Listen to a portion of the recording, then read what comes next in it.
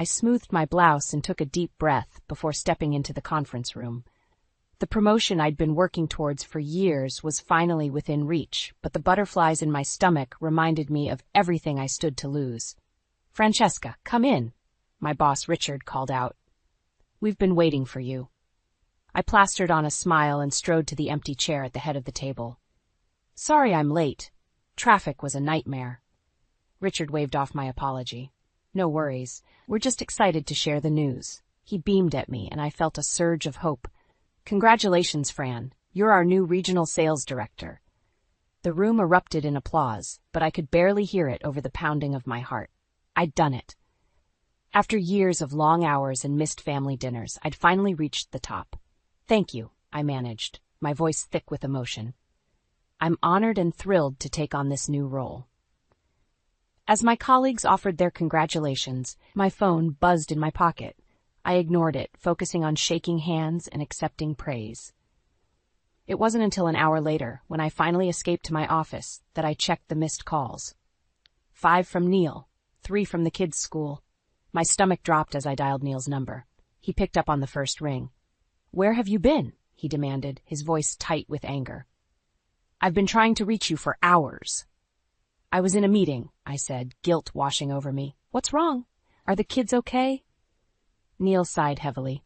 "Tommy's sick. The school called, but they couldn't reach you, so I had to leave work early to pick him up." I closed my eyes, fighting back tears. "I'm so sorry, Neil. I should have checked my phone." "Yeah, you should have," he snapped. "This isn't the first time, Fran. I can't keep dropping everything because you're too busy with work." His words stung, but I knew he was right. "I'll make it up to you," I promised. "I'm leaving now. I'll be home in 20 minutes. "Don't bother," Neil said coldly. "I've got it under control. Just come home when you're done with whatever's more important than your family." The line went dead, leaving me staring at my phone in shock. Neil had never spoken to me like that before. We'd had our disagreements, sure, but this felt different, dangerous.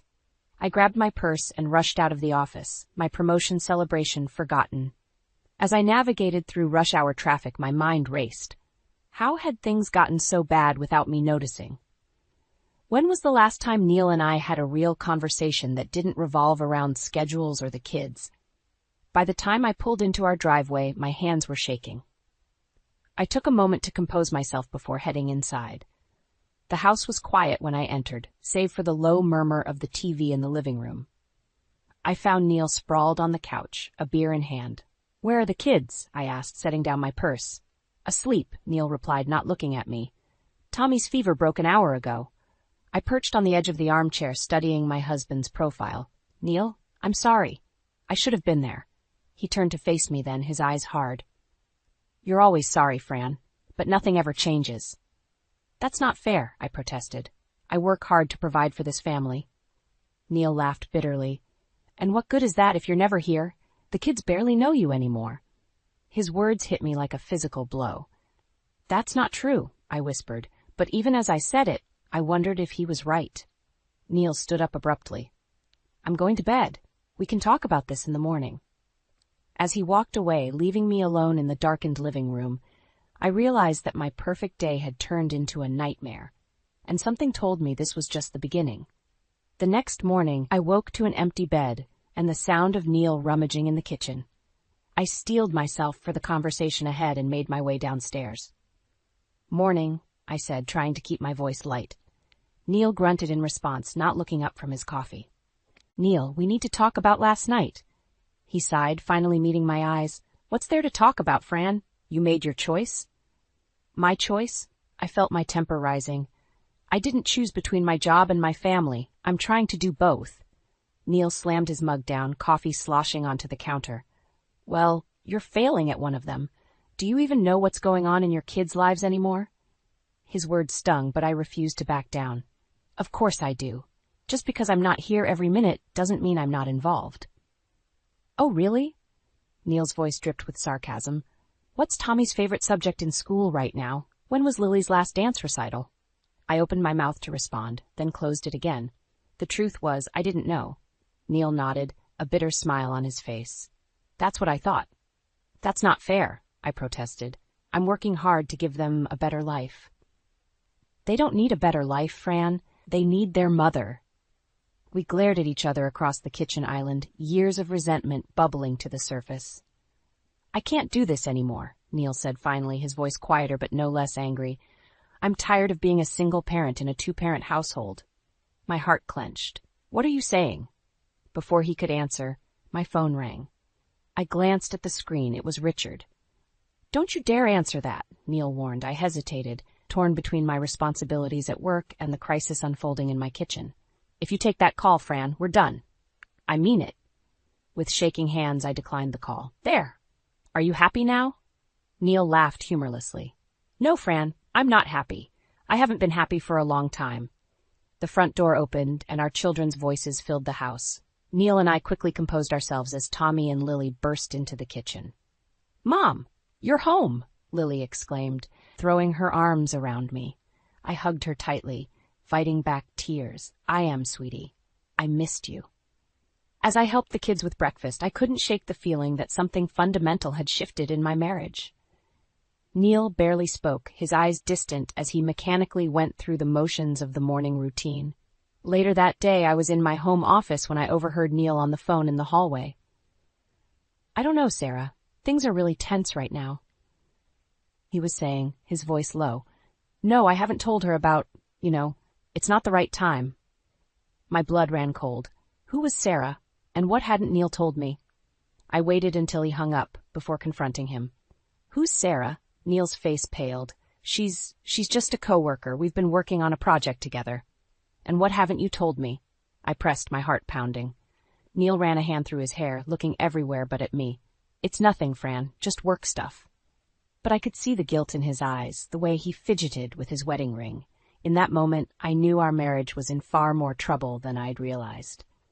Neil, I said, my voice barely above a whisper, are you having an affair? The silence that followed was deafening. Neil opened his mouth, closed it, then opened it again. But before he could answer, my phone rang once more. This time, it was the kids' school.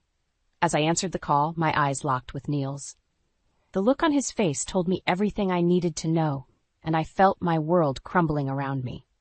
The hotel room felt cold and impersonal as I stared at my laptop, trying to focus on the presentation I'd be giving tomorrow.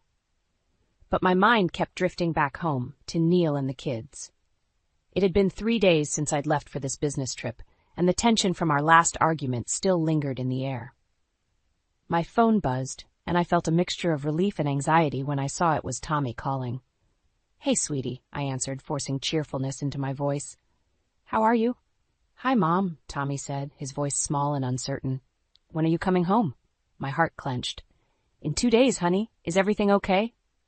There was a pause, and I could hear Lily's voice in the background. Yeah, I guess, Tommy finally replied. It's just, Dad's been acting weird. I sat up straighter, my mom instincts on high alert. Weird how? He's not home much, Lily chimed in, having apparently grabbed the phone from her brother. And when he is, he's always on his phone or leaving to run errands. A cold feeling settled in my stomach. Have you two been alone a lot? Mrs. Johnson from next door has been checking on us, Tommy said. But yeah, kinda. I closed my eyes, fighting back a wave of anger and fear. Okay, listen to me, I said, keeping my voice calm. I want you both to go to Mrs. Johnson's house right now. Tell her I called and asked her to keep you there until I can reach your father. Can you do that for me? After getting their agreement and making sure they were safely with our neighbor, I dialed Neil's number. It went straight to voicemail. Neil, I said, my voice shaking with barely contained fury. Call me back immediately. We need to talk about why our children are home alone while you're out God knows where. I paced the hotel room, my mind racing. Was Neil with Sarah? Had he abandoned our family for her? The thought made me sick. An hour passed with no word from Neil. I called Mrs. Johnson, who confirmed the kids were safe with her. Then I did something I never thought I'd do. I called Neil's office. Hello, this is Francesca, Neil's wife, I said when his assistant answered. I'm trying to reach him about an urgent family matter. Is he there? I'm sorry, Mrs. Carter, but Neil called in sick today, the assistant replied, sounding confused. He said he had a bad case of the flu. The lie hit me like a physical blow. I see, I managed to say. Thank you.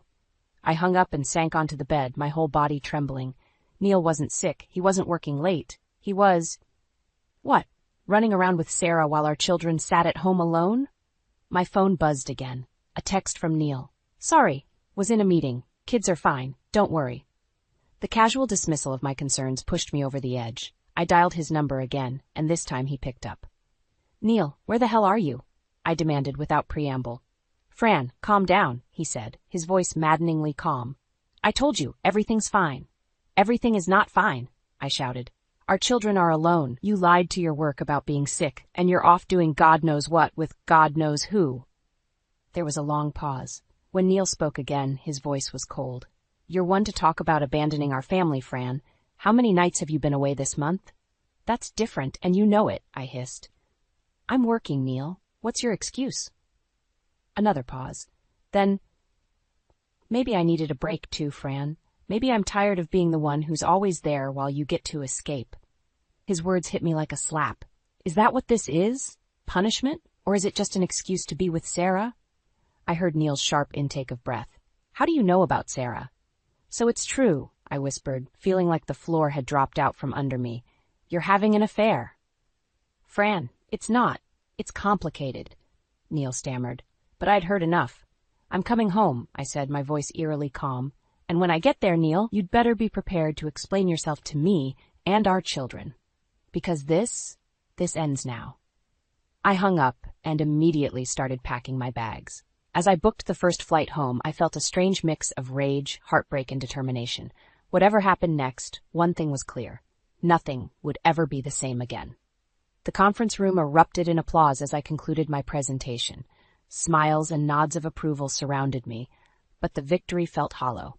My mind was back home with Tommy and Lily, wondering if Neil had kept his word about being there for them. Exceptional work, Francesca, my boss, Richard, beamed. You've exceeded all expectations in your new role. I forced a smile.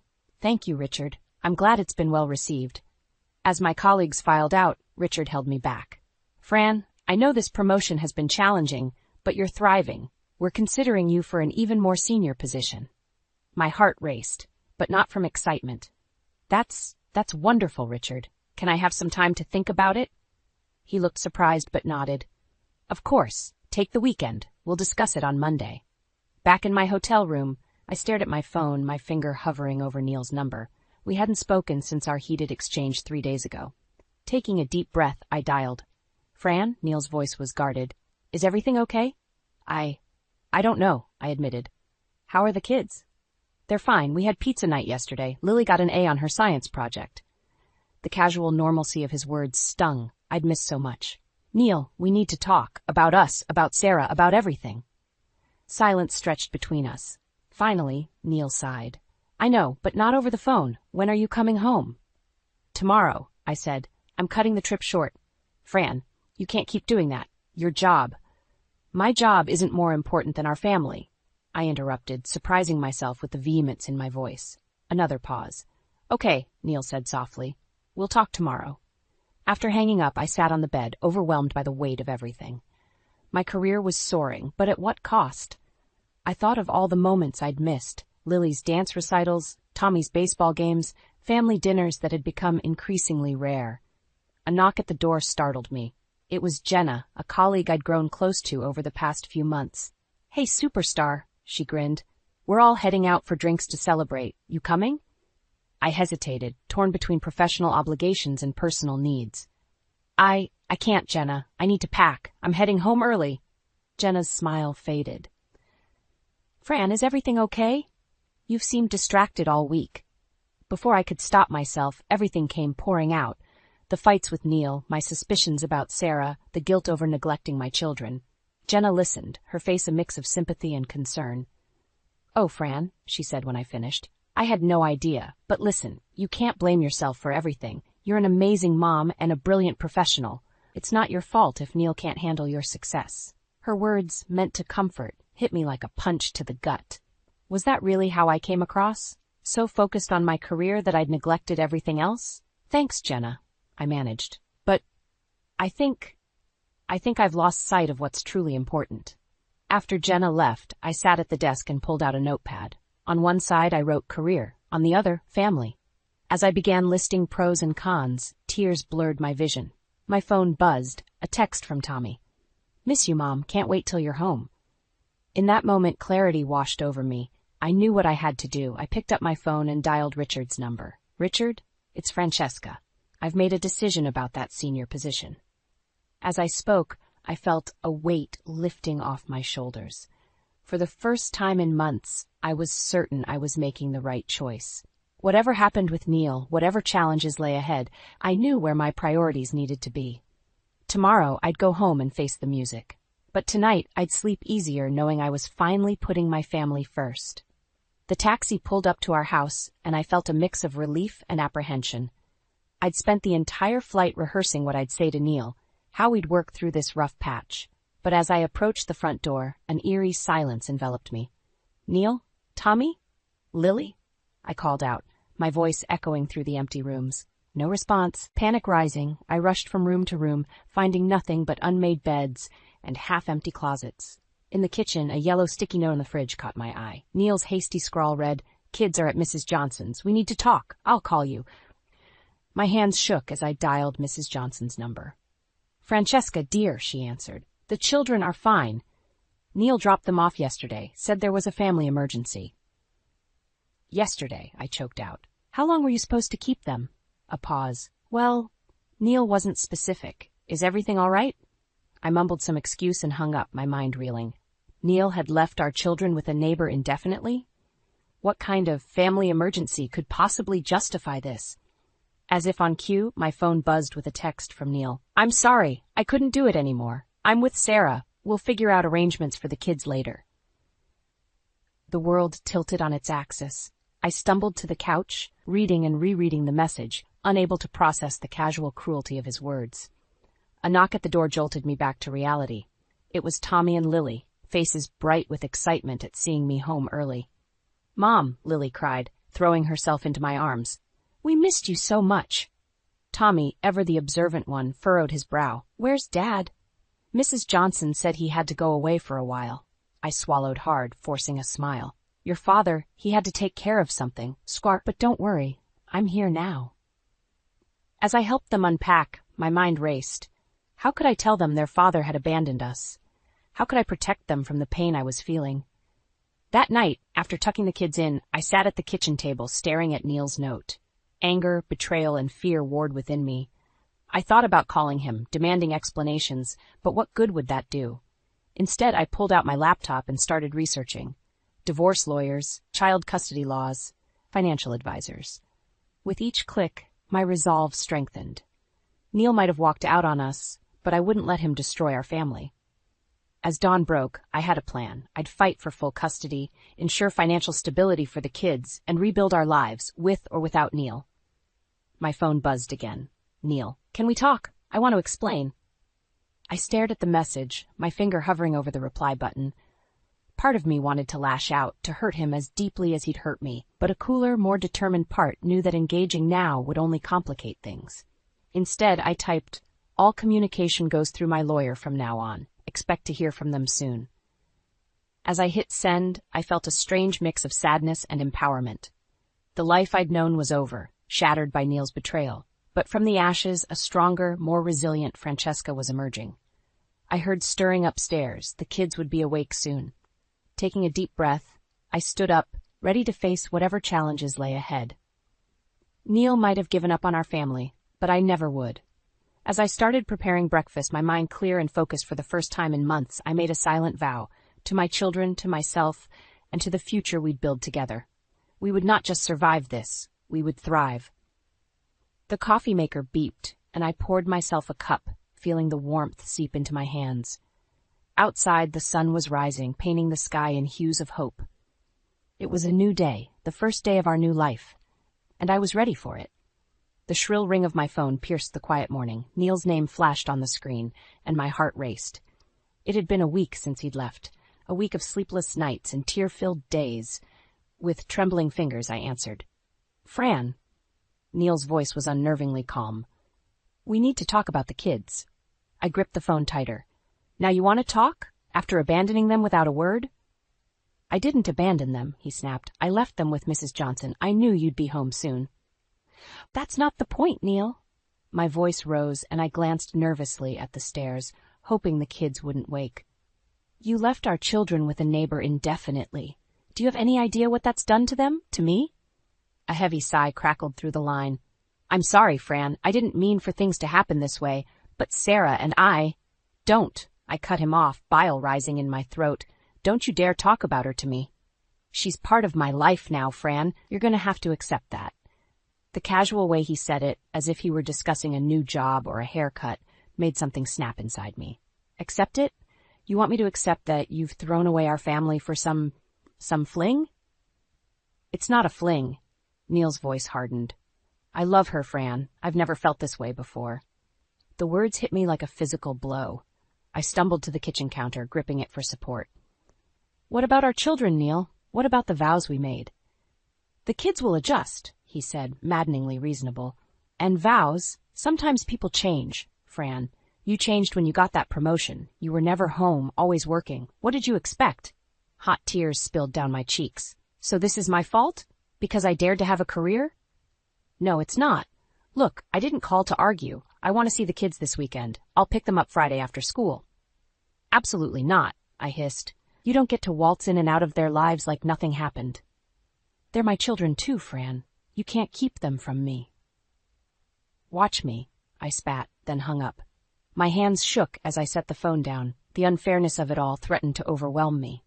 Neil had betrayed us, left us, and now he wanted to play happy families on the weekends? I heard movement upstairs. The kids were awake. Wiping my eyes, I tried to compose myself, but as I reached for the cereal bowls, a wave of dizziness washed over me. The room spun, and I found myself on the kitchen floor, gasping for air.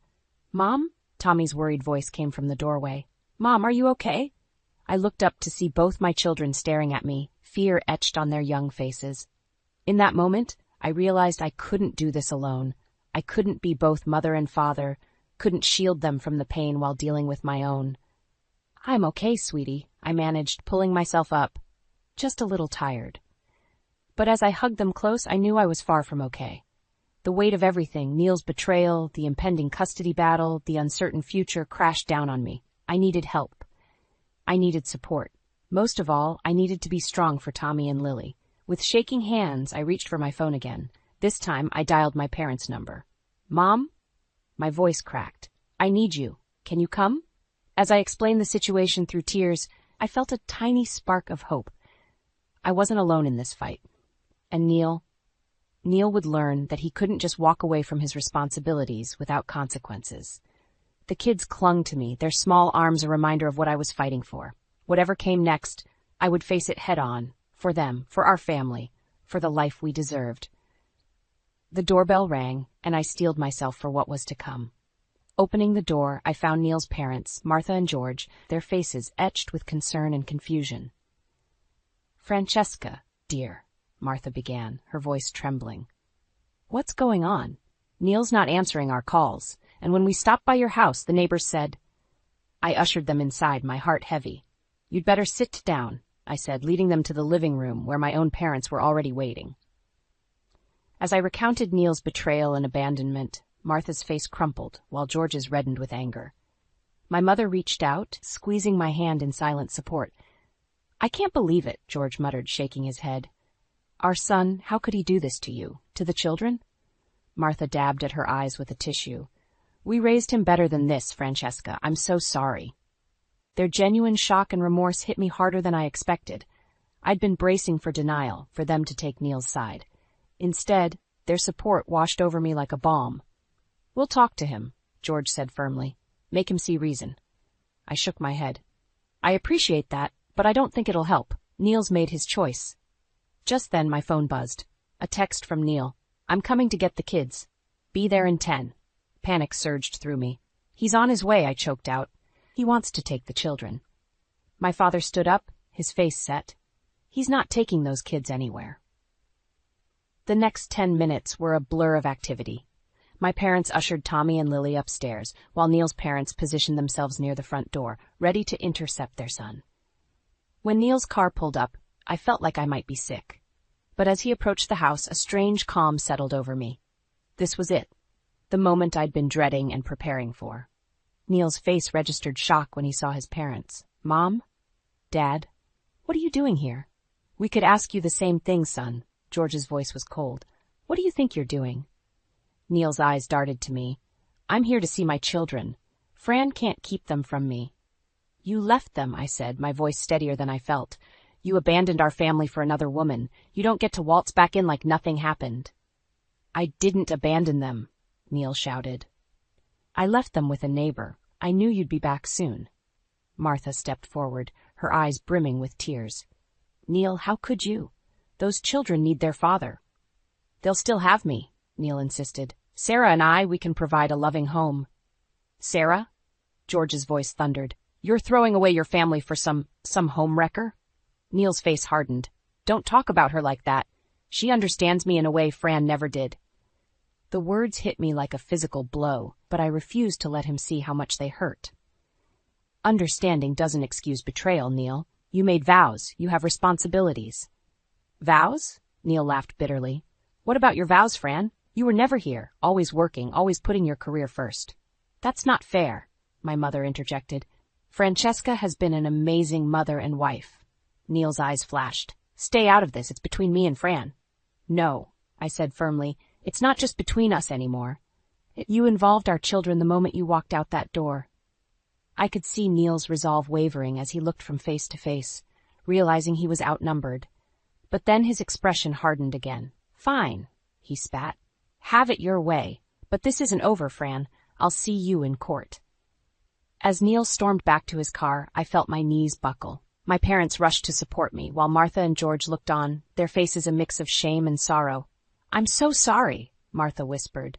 We'll do whatever we can to help. George nodded firmly. We're here for you and the kids, Francesca. Whatever you need. As the reality of what just happened sank in, I realized this was just the beginning. The real battle, for custody, for financial support, for our children's future, was still to come. But looking at the supportive faces around me, I knew I wasn't in this fight alone. Taking a deep breath, I straightened my shoulders. Thank you, I said. I'm going to need all the help I can get. 6 months had passed since Neil walked out, and our lives had settled into a new rhythm. My parents had moved into a nearby apartment, becoming a constant source of support and love for the kids. Neil's parents, true to their word, had been equally supportive, often stepping in to help with childcare and emotional support. As I sat in the courtroom, waiting for our final custody hearing to begin, I felt a strange mix of anxiety and determination. Neil sat across the aisle looking uncomfortable in his suit. Sarah, his new friend, was noticeably absent. Our lawyer, a formidable woman named Diane, leaned over. Remember, Francesca, stay calm. We have a strong case. I nodded, my eyes fixed on the judge as she entered the courtroom. This was it, the moment that would define our future.